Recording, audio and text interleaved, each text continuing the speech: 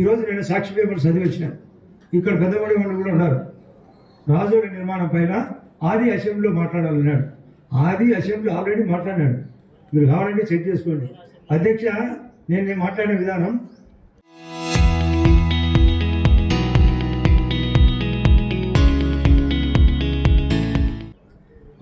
ఒక సామెత ఉంది గత కాలంలో.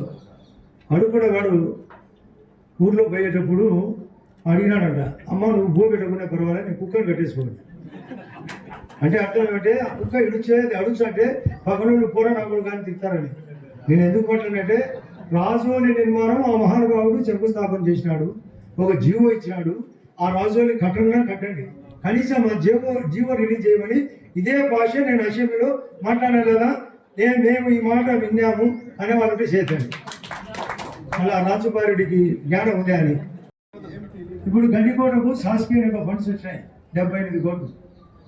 సాస్కి అంటే special assistants for the states capital investment, అంటే ఒక రాష్ట్రానికి ప్రత్యేకంగా నిధులిచ్చి మూలధన వ్యయమును సాస్కి అంటారు. నాకు తెలిసి వాళ్ళకి విస్కీ తెలుసు కానీ సాస్కి తెలుసు. దొంగసారి అయినారు, ఎందుకంటే దొంగసారి అమ్మినారు, రేట్ ఎక్కువ. అది కూడా ఇప్పుడు కంట్రోల్కి వచ్చింది. ఇసుక కంట్రోల్కి వచ్చింది, రోడ్లు కంట్రోల్కి వచ్చినాయి. కరెంటు రైతులకు నాణ్యత అయిన కరెంటు 9 గంటల కరెంటు పగటి పూట వచ్చిందంటే సపోర్ట్ కొట్టాడు. ఏం చేయాలి? ఒక్కొక్కటే 20 నెలల కాలం. ఇంకా 2 పథకాలు అయితే ఇవ్వాలి. 1500 అమ్మాయిలకు, 18 సంవత్సరాల అమ్మాయిలకు చంద్రబాబు నాయుడు గారు మేనిఫెస్టోలో చెప్పినది వాస్తవం. ఒక 3000 నిరుద్యోగ వృత్తి చెప్పినది వాస్తవం. ఈ 2 గంటల టైం ఉంది. రేటు తగ్గినప్పుడు ప్రభుత్వం కొనాలి. ఇప్పుడు తక్కువ ఉంది. శనిగడు 5300 వచ్చాయట. 5500, 600 కూడా వస్తాయి. మేము అన్నీ కొంటాం, ఎవరు ఆవేశపడకండి. ఇప్పుడు వాళ్ళు డిపార్ట్మెంట్ తరఫున చెప్పిన ప్రకారం అదే 4009 ఉండేది, 400 ఉతికి 5300 పోయినాయి. ఇంకా 200, 300 ఉంటే ఈ తాకిడి కూడా ఉండదు.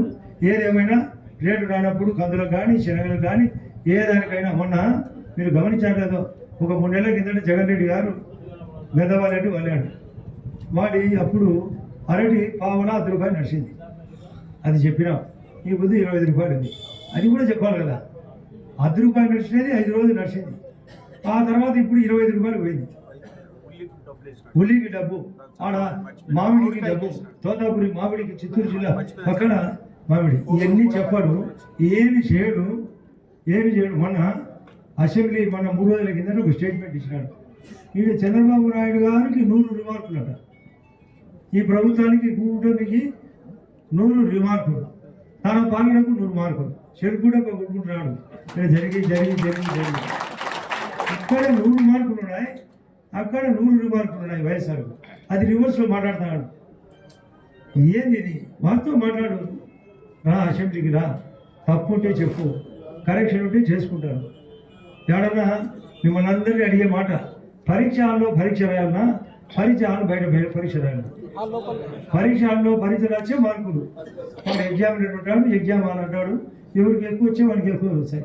ఈయన పరీక్ష హాల్లోకి రాకుండా, అంటే అసెంబ్లీకి రాకుండా బయట మాట్లాడితే ఏమొస్తుంది? ఇప్పుడు గౌరవ కలెక్టర్ గారు వచ్చేటప్పుడు అడిగినాడు, సార్ మీరు ఎక్కడున్నారని. అంటే నేను చమ్మలోకి పోతాను. అంటే అసెంబ్లీ ఉంది కదా అంటే, నాకు ఆ అసెంబ్లీ కంటే మీ అసెంబ్లీ నాకు ముఖ్యమని చేసిన. చరిత్ర సృష్టించినోడు ఇప్పుడు ఆ చరిత్రని తిరగరాయబోతున్నాడు.